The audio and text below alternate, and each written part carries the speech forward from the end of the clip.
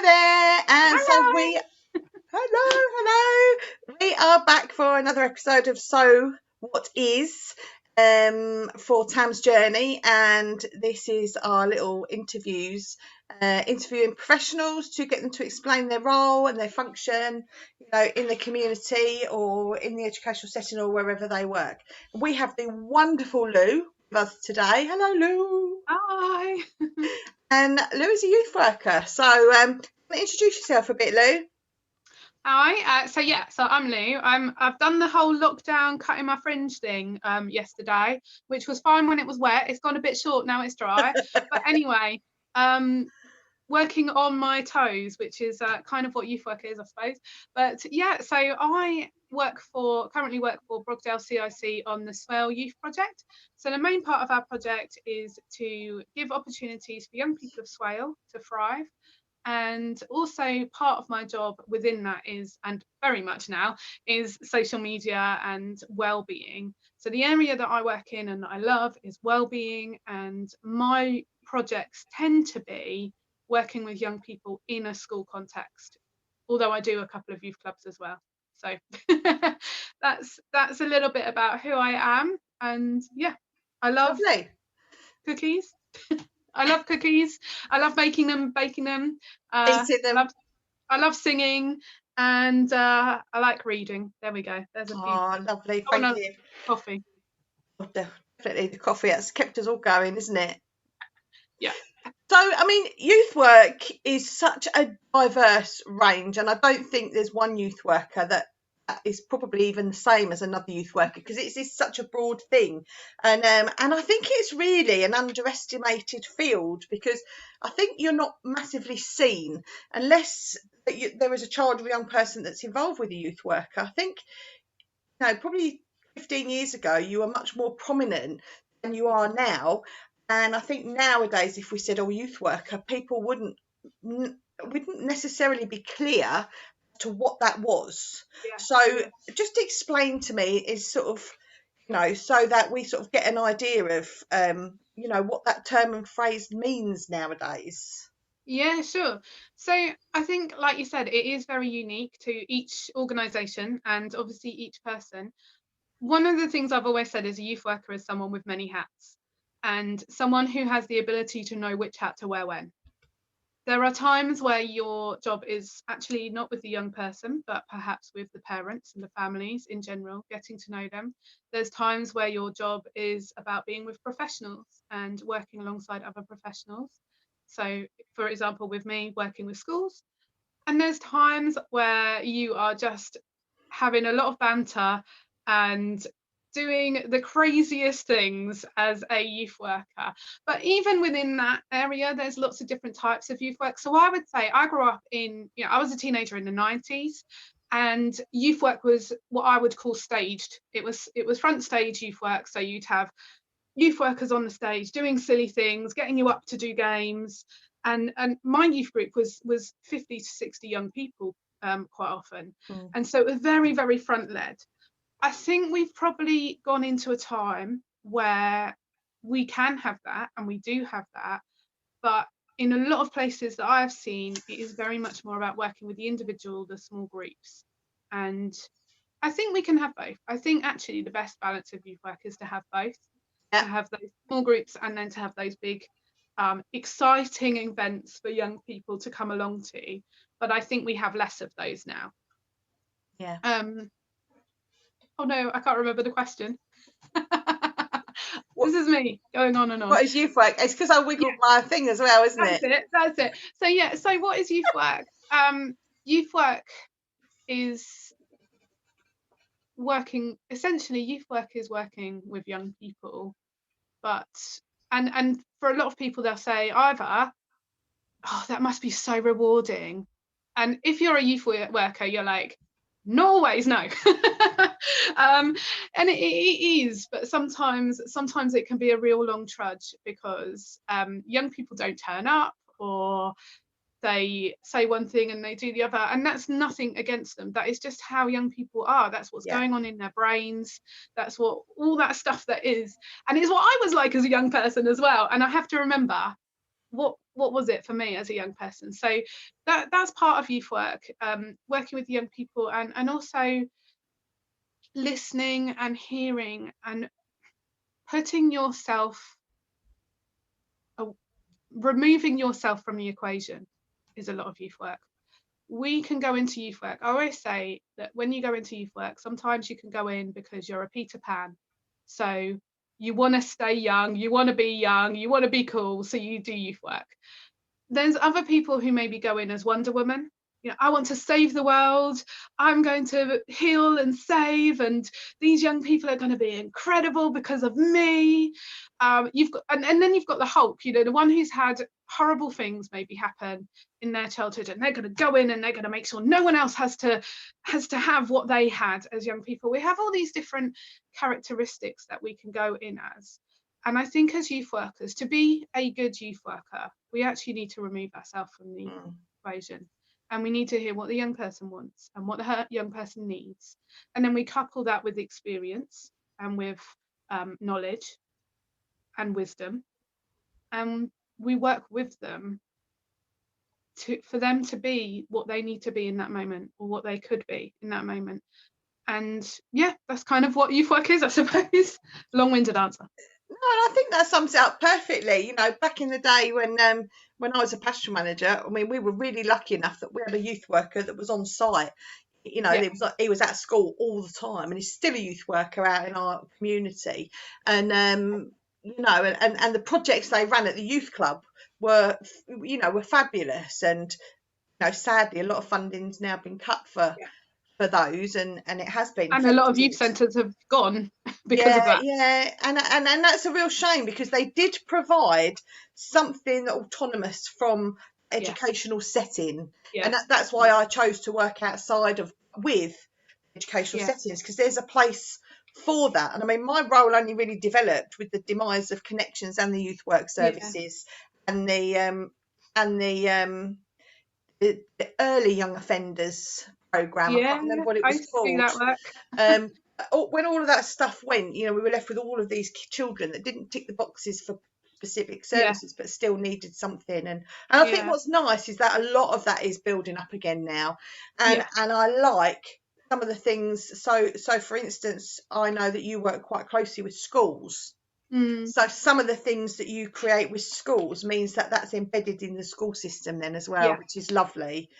Because there's a big place there, isn't there? So how did you end up being a youth worker? What drew you to that, or did you end up there by accident? A little bit of a dream, a little bit of a push, and a very big accident. So I don't know if you remember Biker Grove. Yeah, so I loved Biker Grove. Definitely nothing to do with Ant and Dec. No. I was going to say, was that the Ant and Dec one? Oh no, PJ and Duncan.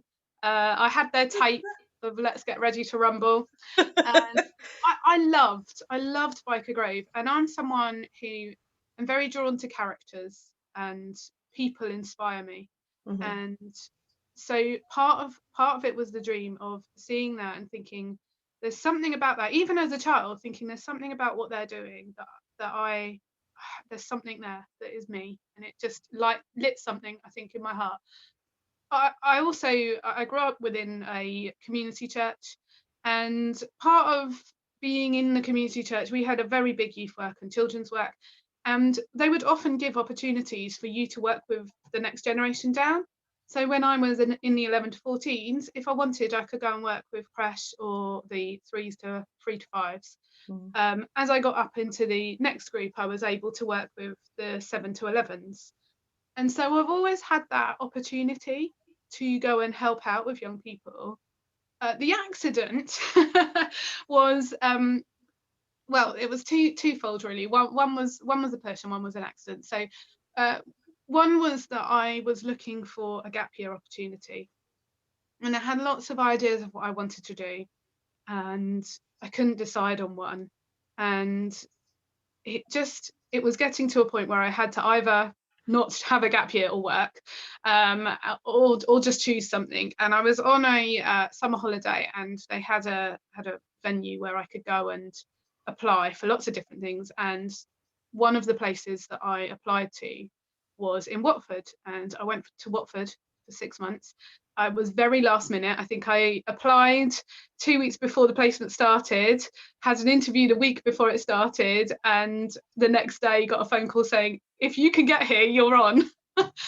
And in that, I got the opportunity to work with young people in Harrow and actually in schools. That was my first type of schools work. So that happened. And also my youth leader basically pushed me into youth work of saying, I've got a youth group that needs help and I need you to come and help and be the older youth in the group. So yeah, that's kind of how I got into it. I had a gap for uni, so I didn't work with young people for uni. And then the wonderful Millennium Volunteers came around. Okay. Do you remember that? Yeah. Yeah, it was going to change our lives and give us aspirations and job opportunities beyond what we were going to have. And I was pulled into the dream, and I ended up working for what was Kent Rayner at the time, doing a placement with them. It became, I think, Catch 22. So I was trained as a mentor to work with young people, and from that, I kind of ended up working with young people. That's a very long route in, but that's how I got here. No, and I think I think a lot of people end up it's one of those things that you are drawn to. And I remember, of looking into this when I was studying once, and we were looking at sort of the motivating factors between doing youth work, and some of that is about that. Are you fulfilling a need to fix things, or are you, are you wanting to be a superhero, or you have to really examine what you get out of it, be able to remove that and be professional and neutral in your approaches, and always be aware of what you're bringing to the table, which is not everyone can do that easily, because it's a little bit uncomfortable sometimes, isn't it, to recognise when you're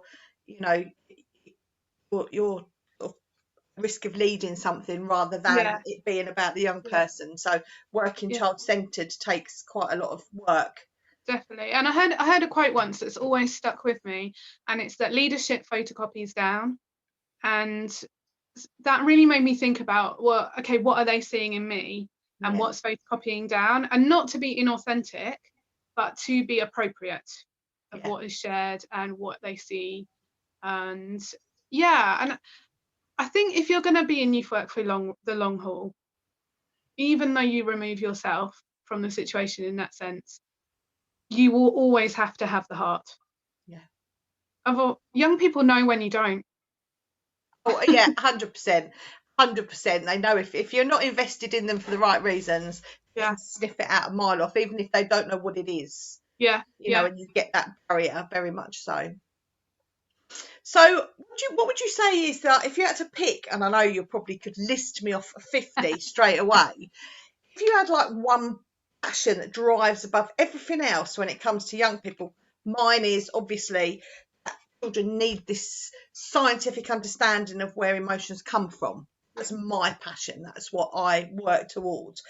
If you had one thing, what do you think your thing is? I know your peer work is really important to you, but I don't know if that's your one, your top thing, or.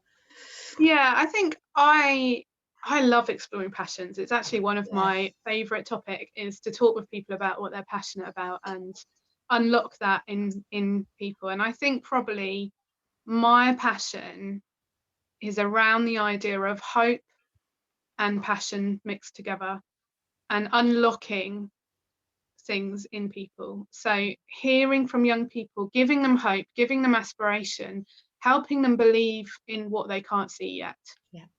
And then giving them the tools to make that happen. And that's where that whole helping them to expand on their passion, express their passion, fail at their passion, and realize this isn't what I want to do, actually. Oh my gosh, like, what have I done? And be able to say, you got skills from it. That's what you got from it. Now let's look at those skills. Let's go back to what you want out of life, and let's explore a new path for you. So I think my overall passion is to give young people hope, and not just a hope not hope in the sense of, oh, I hope this could one day happen, but hope as in there's something out there that I can achieve and be part Yeah. of. Believing in the hope, trusting in the hope. Yes. Yeah. Yeah. And yeah. And do you know, I mean, I've seen that work happen, you know, in your projects, but also within the whole Brogdale Yeah. arena, because that is a CIC and a trust, and that promotes a lot of outdoors work, Yeah. involved in horticulture and environment and bugs and just all sorts of things. That's Yeah. just, you know, it really captures their interest. And I've seen some of the young people absolutely flourish in that Yeah. environment because they find something that suits them. Yeah. They Yeah. find something within that they're good at, but they can't get that always in a mainstream setting. Yeah. Yeah. I always quote my sister, because my sister is 10 years older than me, and on paper I've got more academic status than her, and yet she found the thing that she's excellent at, and she thrives, and she is so good at her job. And I'm sure, given the fact that I'm a youth worker, is paid a little bit more than me. And for Yeah, that would her, be difficult, probably. yeah, for her, it was actually coming out of that system and realizing I can do this, and I can be knowledgeable, and I can be intelligent, but perhaps not quite the way that, I mean, she's she was an 80s teenager, so not quite the way the school's teaching me. So yeah. Same as me. Same as me. I was 16 in 1985, so you know it was definitely my era, and you know, not really great educationally. Not that I was very interested, because I was so bored at school, Yeah, yeah. so distracted as well. So you know, But I think I was quite lucky. I went to a school that really pushed on your extracurricular and your mm, passions, and I think I realised how, not unnormal, that's not a word, but how odd that was for the time, and even for schooling, that I was so encouraged in the things that were of school and mm, academic, but also to explore all these other parts of me as well. And I don't see that in other no, people's lives through school anyway. no, you're right, and you know, and I could go off on a whole tangent of what I think about lots of things. Yeah. But I won't, because it's all about you and it's not all about me. Yeah. And don't get me wrong, I am very pro education, Yeah, as you know, but yeah, I think it's about giving opportunities inside and outside of education that yeah, a youth worker can do. yeah. No, I agree.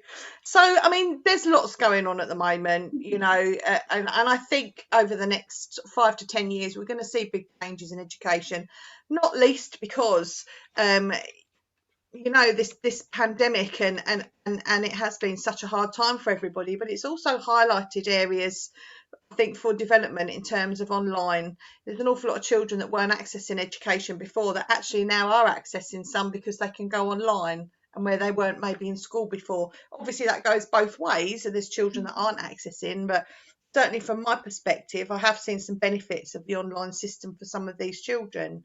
Um, and you know, and I know they're looking at changing the health and social care system, and we've got a new guy looking at the education systems to sort of see where we can make improvements.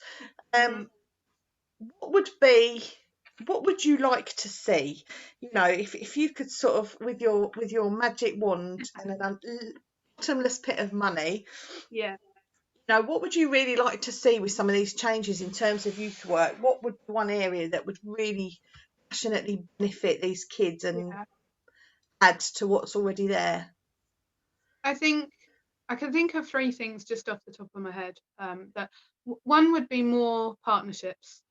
Yeah, I think that's so important. I worked with Rising Sun a couple of times in my last job, and being able to say to my young person, not, oh, you're going to stop with me, but you're going into something else apparently, but being able to say, do you know what? I've got some friends at Rising Sun, and it's going to be great for you. So yeah, you're not going to see me for a bit, but you're going to go and work with them.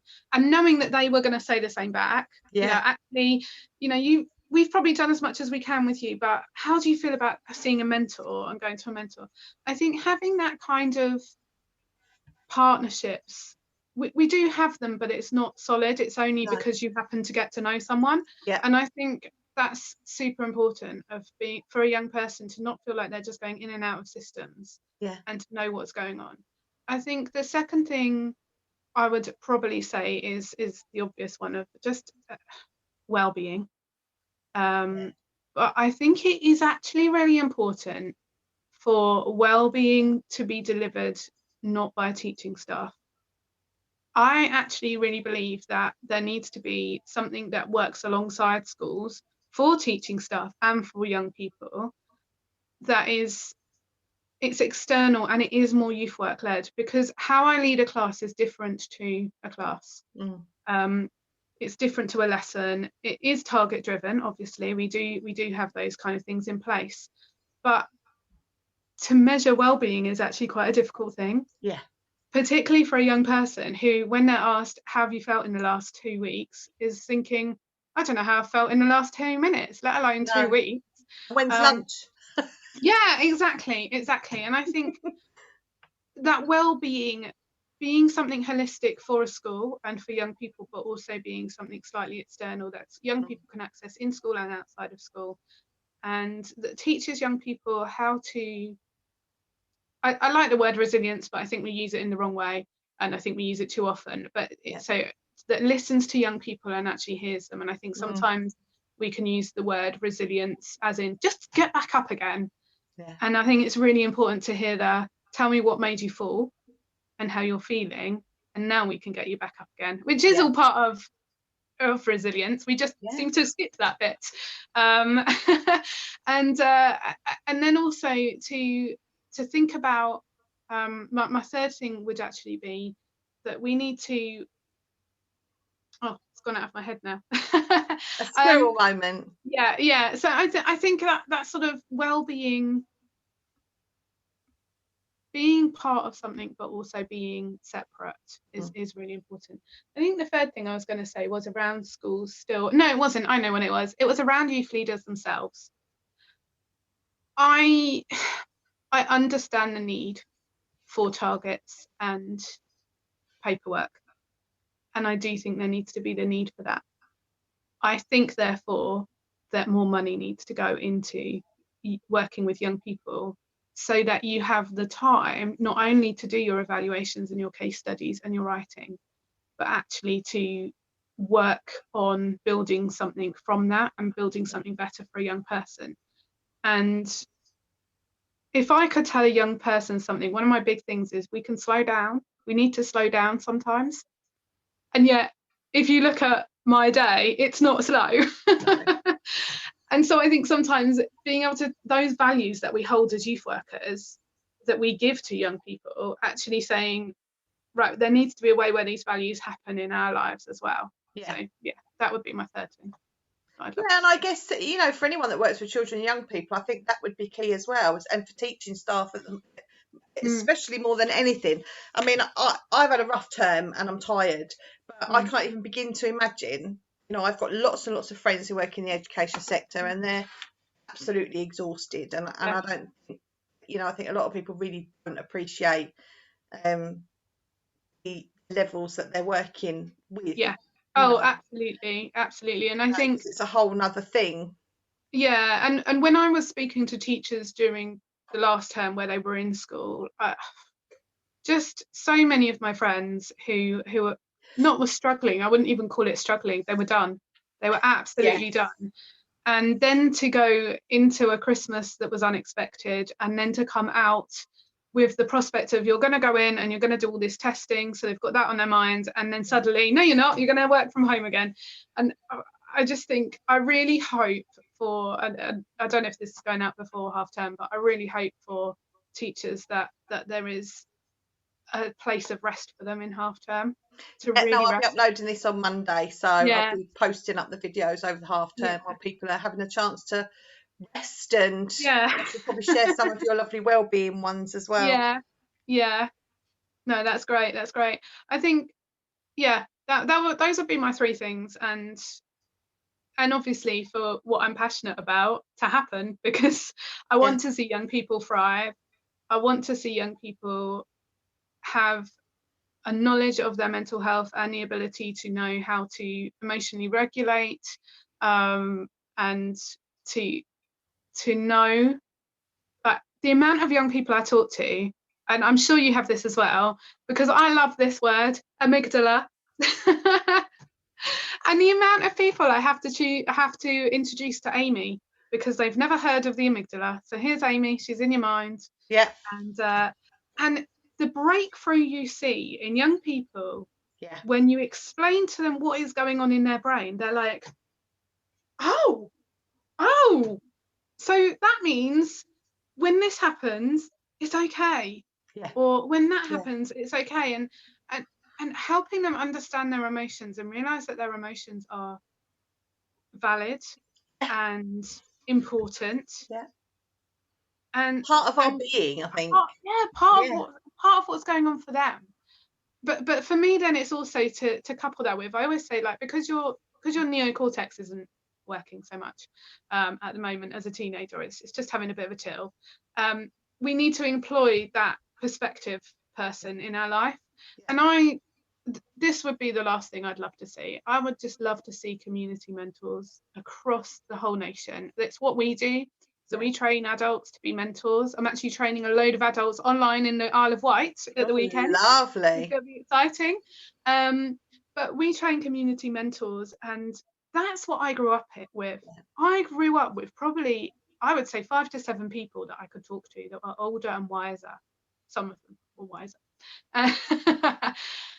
Young people don't have that anymore. No. And I would love to be part of putting that into schools, into young people's lives.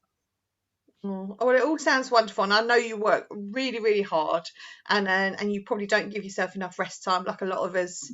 We wait until we're absolutely shattered before we think, oh, hang on about. Tell everyone else about self-care. Maybe I should slow down a little bit, or until one of our friendly colleagues says, you look shattered, you need some days off. Yeah.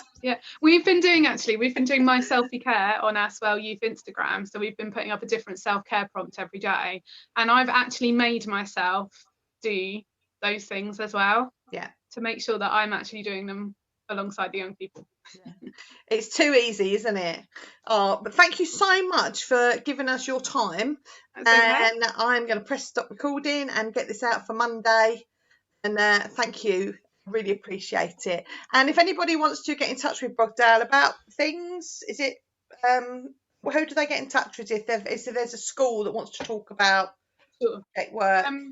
If it's a school that wants to get in contact with me and the work that I do in particular, it would be louise@brogdalecic.co.uk, or you can follow us on any of our social media, which would be actually @Swale Youth, just to make things more difficult. And if it would be about Brogdale CIC in general, so the businesses or the college or the youth work in general, the best place to go would be our website, or to go to info@brogdalecic.co.uk, and that will go to the right person. All right, lovely, and I'll pop them on the links afterwards. Thank you so much, and take care. Have a good half term. Okay, bye.